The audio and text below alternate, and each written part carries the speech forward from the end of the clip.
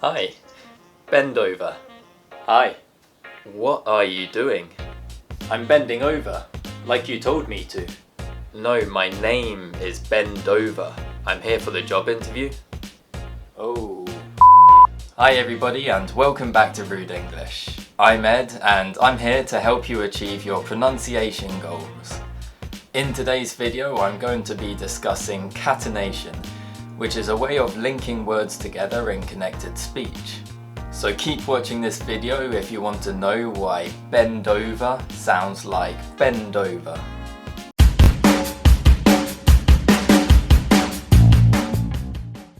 There are several different ways to link words in English depending on the sounds that we want to link. We link words together to make them easier and quicker to pronounce. Remember that connected speech is just a series of shortcuts we take to make speaking easier. Linking makes English sound like one continuous stream of speech, and students often find this difficult to understand and complain that they can't distinguish individual words.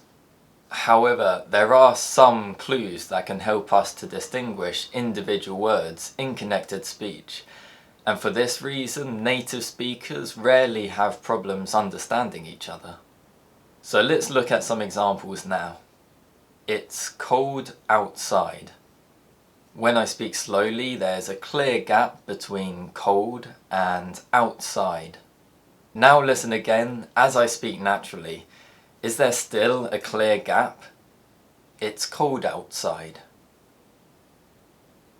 When one word ends in a consonant sound and the next word starts with a vowel sound, the sounds are joined together and the gap is reduced, giving the impression that they are part of the same word.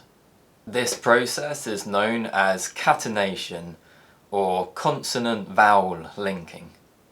Let's look at another example. It's warm indoors. When I speak naturally, it's warm indoors. Once you're aware of catenation and you can identify it in connected speech, you'll start to anticipate it intuitively in real conversation, and you'll find it much easier to understand native speakers. Eventually you can start to incorporate it into your own speech so that your speech flows more naturally. Regular targeted practice with authentic materials is the best way to achieve this. However, students may still have problems if the words that link together form a pair of homophonous phrases. Homophonous phrases are two phrases which sound the same but have different meanings. For example, in the sketch at the beginning of this video, I introduce myself as Bend Over. But how does the other person know that this is my name and not an instruction to bend over? In most situations, it should be clear from the context what the speaker means. So if I'm holding my hand out, the other person can deduce that I'm probably introducing myself. And even if I'm not holding my hand out, bend over is a strange instruction to give a stranger. I don't know about you, but if a stranger told me to bend over, I'd tell them to fuck off. Let's look at a more realistic example now. If someone in a restaurant asks for more rice, how does the waiter know that they want ice for their drink or rice to eat?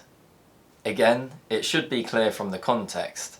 So if the person is holding a glass, the waiter can deduce that they probably want ice for their drink. Similarly, if the person is holding a plate or a bowl, the waiter can deduce that they probably want rice to eat. But what if there is no context? What do we do then? Is it still possible to distinguish a pair of homophonous phrases without context? In one of my previous videos, we saw how the sound is often dropped from the beginning of words. So 4 candles sounds like 4 candles.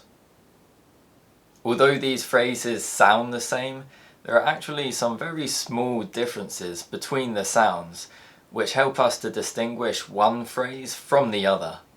These small variations are called allophones, and if you watch my previous video on allophones, you'll know that all vowel sounds are shortened slightly before unvoiced consonants.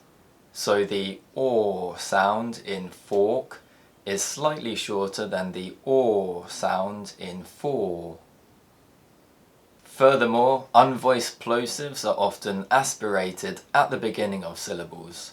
So the k sound in candles is produced with more air than the k sound in fork.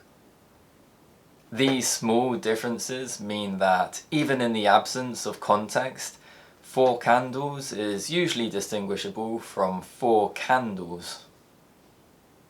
Allophones often occur at syllable boundaries, and sounds may change length, quality, or stress, helping the listener to interpret the correct meaning. For example, a name and a name.